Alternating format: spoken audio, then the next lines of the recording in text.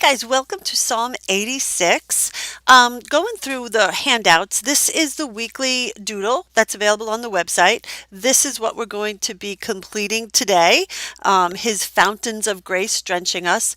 This is the sketch that's intended for the margin, and that is the sketch put into the margin of the Bible. These are the printable stickers that are available. Um, so going through it one more time, these are what I'm going to do is you see how that already has on the Passion Translation, it's already got that water in there. So my thought was I'm not going to reinvent the wheel. I'm just going to expound on that picture by placing that fountain in there. What does happen though is that I didn't make it tall enough to accommodate that big gush of water. So I did have to add height to the fountain from the doodle sheet. Here I'm showing you that these margin sheets, I know a lot of people don't want to color over any words. Well, these are provided for you so that they can go right into that margin with neither a fuss nor a flurry. So what I'm actually going to do here is rather that, excuse me, even feeling like I need to trace it in or or copy it or anything like that. I'm just going to put it right into my Bible. So what I'm doing here is just cutting out the that doodle, and off camera I'll color it and cut it down to size and get it so that it fits nicely, so that now see, like that, it's too blocked. You see how I'm covering up some words on the side there? But if I just kind of come in and do some fancy fussy cutting, I get all my words in, I get that put into my Bible, and then it's got places where you can color. I know somebody will ask. I use alcohol markers, the Copic, to color in my fountain. I really enjoy them. I enjoy how they blend. So I use the Copics to color in my margin. So I'm going to, while I'm doing that, and as I get ready to start drawing, I'm just going to kind of jump into the psalm and get going with a Psalm of David. So David, we've had Asaph and we've had the sons of Korah, and all of a sudden David pops back again. This is the only Davidic psalm in the third book of the Psalms, but David comes back again, and I love the heart of David. I love, like, he is one of my Bible heroes because he is so human, yet he is so devoted to God. Like, he is one of my faves. So I'm going to jump into Psalm 86, and let's just, what I'll do is I'll keep it in regular time while I'm talking, and then as soon as I'm done I will speed it up so that we're not here all day long. Thank you though for indulging me and letting me just kind of have my thoughts about the Psalms while we're creating together. So you see there how it will fit in and how I'll get it in. So now I'm going to start drawing and get in that fountain. Oh, look at this. I just had to show you this quick. Look at that cute little flamingo pin. You can't even stand it. I can't even stand it. So I will put my little flamingo pin in on my printables. And I love the printables because to me there's a place here where it talks about calling, and those are like little washi tapes that I created. I know, selfless promotion there, but I love doing the printables, and I really do have so much fun creating the pictures and just creating fun details for you guys to use. So I know, I'm sorry, I know, selfless promotion there, but it's in love. It is in love that I create the printables, and I get giddy with excitement to share them with you guys. Okay, so without further ado, let's get into Psalm 86, and it just says straight boom, a prayer of David. Like, oh my, like that we get to listen in on the quiet musings of David's heart and David's brain, and all of time gets this living word of just how David does it. So I'm going to read from my Amplified Bible, my best friend, because we do have the Passion Translation is what we're working in during our weekly study. So just to give a different kind of a different angle, just always a different angle. So I'm getting in there. So incline your ear, O Lord, and answer me, for I am poor, distressed, needy, and desiring. So I went through the psalm, and I let's just set the stage of the place of David's heart as he comes into this prayer with the Lord. I've gone through and I've highlighted everything that he is, what he's feeling as he lifts his heart to the Lord. He is poor. He's distressed. They don't know who he's fleeing from in this particular psalm, but we do know that he's poor, distressed, needy, desiring. He fears for his life because verse 2 says, "Preserve my life." Um, he goes on to say, "The proud and insolent are risen against him." They're not godly men because they have not set God before them. So there are people that are rising up against him. He needs strength in verse 10, in verse 16, he needs strength. And there are people that hate him, that just straight up hate him. So that's a lot that like he is truly feeling the pressure of his life, pressure of just having somebody hate you is such an exhausting experience. Um, that he's poor, distressed, needy, and desiring. I think those four words just really kind of say it all. So he says, "Preserve my life, for I am godly and dedicated, oh my God. Save your servant." So he's not saying that he's holy and he's like a god. He's just saying here that I am godly. I am your servant. You are my master. And he knows that God is a covenant keeper. He knows who the character and nature of his God is. He knows that he's a covenant keeper. He knows that he can trust in this God of his because it says in the next one, "I trust in you." Listen to the amplified definition of trust. Staggering. Leaning and believing in you, committing all and confidently looking to you without fear or doubt. When we say we trust in the Lord, what that means is, let me ask you specifically, do you lean and believe in God? Do you commit all you have to him? Do you confidently look to him without any fear and any doubt? Because that is the biblical definition of what it means to trust in the Lord. So here, David is in dire circumstances, and his heart is saying, I know who you are, God. I know who you are. I know your character. I know your nature. I know you're a covenant keeper. And I choose to trust in you, to completely and utterly, without fear or doubt, look and lean on you. That's the heart of David. That's the heart of David, because I think in our circumstances, for me, in my circumstances, I have to say that I trust in worldly systems a lot. I trust in paychecks. I trust in healthcare. I trust in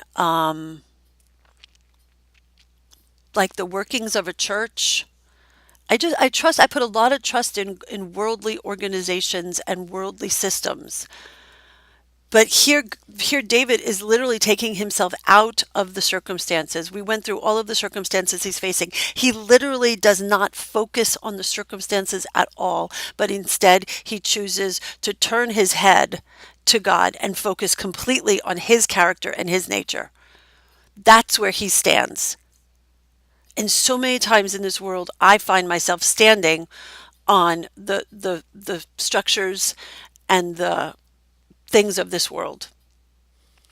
So, going on, be merciful and gracious to me, O Lord, for you I cry all the day. Make me your servant to rejoice, O Lord, for you I lift myself up. So he's crying out all day long, but he knows that through his God, that's the circumstance he's in right now. That's his present reality. But he knows it's not who he is, and it's not meant to be forever. So he knows that he's crying all day, but in the very next verse, he knows that rejoicing is in the Lord. Like, so he does not deny or ignore the circumstances that he's in. Never ever does he try to make it go away or try to act like it's not so real or try to diminish it. He says, I am poor, distressed, needy, and desiring. That's about everything that you could need a band-aid for. He does not ignore the circumstances, but he does not focus on them. He focuses on the character and nature of his God. He focuses on the character and the covenant of his God. For you, O Lord, are good. So this is where he's reminding himself, who is God? What am I standing on? For you, O Lord, are good and ready to forgive our trespasses, sending them away, letting them go completely and forever. And you are abundant in mercy and loving kindness to all of those who call upon you. Give ear, O Lord, to my prayers and listen to the cry of my supplications. So remember that he says in the beginning, in verse 2, he says, I trust in you. So here, it's very interesting to me in verse 7, he's saying in verse 2, I trust in you. Let me remind myself of your character and your nature. Let me remind myself who you are, God. Because in doing that, in entering into that prayer of remembering and rejoicing in the character and our nature of our God, we can then take that trust and walk it into our circumstances. Verse 2, he says, I trust in you. I will trust in you. By the time he gets into 7, it says, in the day of my trouble, I will call on you and you will answer me. That is the trust finding feet in his circumstances. So if you don't feel like God's got your back right now, right here, I will call on you. Have you called out to him? And he will answer you. He will answer you. That's the trust finding feet in the world. Now, listen, I know we talk about this like every week, but sometimes he doesn't answer us the way we want. He doesn't always answer the way we want. I don't know if I ever shared this story with you, but I was engaged to somebody else before I met my husband. And we didn't get married, obviously. And I remember, like, I was heartbroken in the moment, and I was heartbroken in that season. But at later on, in retrospect, looking back at it, I can thank God for unanswered prayers. I can thank God that He did answer me. He did answer my prayers, but it was in no way, shape, or form in any way that I had imagined it was going to look. It took on a whole new form. It took on a whole new life, and it took on so many blessings that I couldn't have even fathomed or imagined in that season. So, so he finds in verse 7 his faith finds feet in trusting the Lord. There is none like you among gods, O Lord. There is none like unto you among the gods, O Lord, neither are there works like unto yours. Small g here. All nations whom you have made shall come and fall down before you, O Lord, and they shall glorify your name. For you are great and you work wonders. You alone are God. So where he's putting his trust, he's reminding his heart that this is a safe place, that God is a safe place. Listen to this. Verse 11, teach me your ways, O Lord, that I may walk and live in your truth. Direct. Okay, so here what he's saying is he wants his whole heart. Let me just read it to you first straight up. Teach me your ways, O Lord, that I may walk and live in your truth. Direct and unite my heart solely, reverently to fear and honor your name. So here what he's asking is he may walk. He wants to walk. He wants his entire heart to be united. He's seeking that the Lord would unite his heart and direct his heart. And here the word heart is labab. And what labab is all of his heart. It's his soul, it's his character, it's his mind, it's his will. It's all of those beings, every aspect of his being. May the Lord unite it together into one place of where it abides within the heart of God, and may he direct his steps. So he asks for that, and then in verse 12 he says, I will confess and praise you with my whole heart. Again, so it's like the trust goes from a concept to walking it out.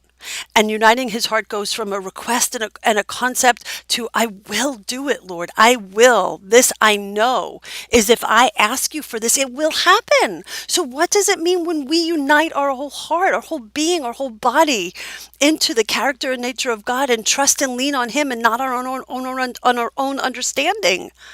Like David is literally walking it out for us right here. It's like we are caught in the midst of the turmoil, in the midst of the chaos, and we see him walking through his faith, his trust, the unification of his heart to God and away from the problems. We see him working through the problem, not focusing on it, but focusing on the character and nature of God. If you are walking through something right now, don't focus on it. Stop what you're doing, unify your heart, trust on him, and remind yourself of the character and nature of God.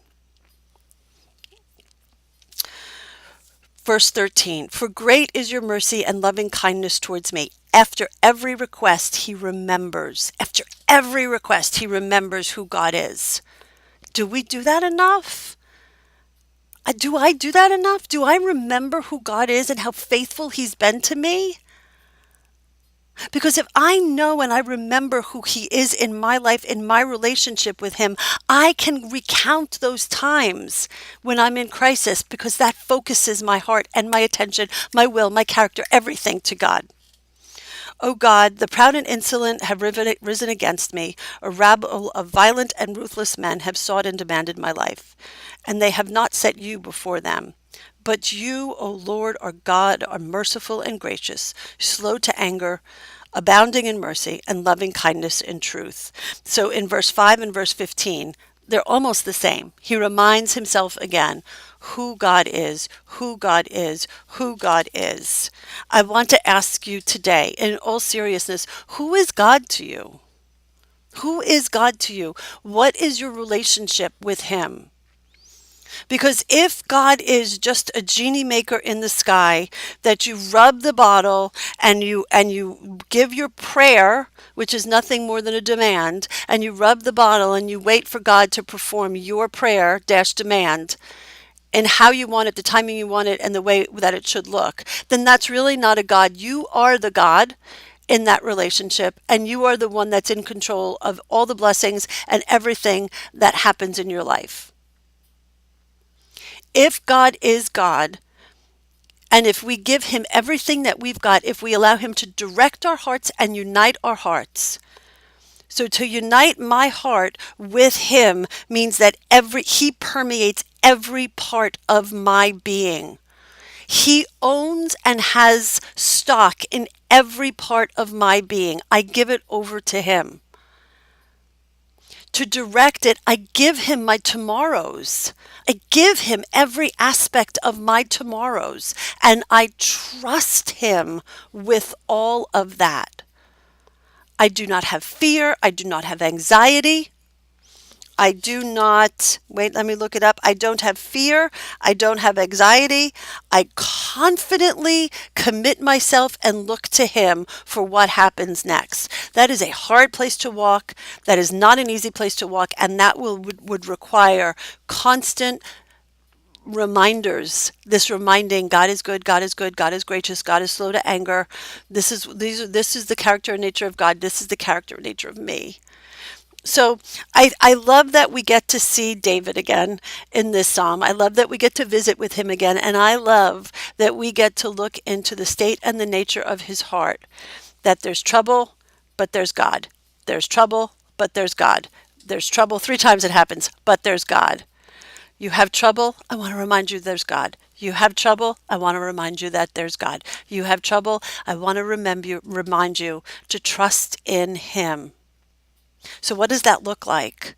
The only thing I can say is that for me, my morning time with him is priceless. It reminds me of who he is. The revelations that's a living word, just having that conversation with him every day reminds me who he is.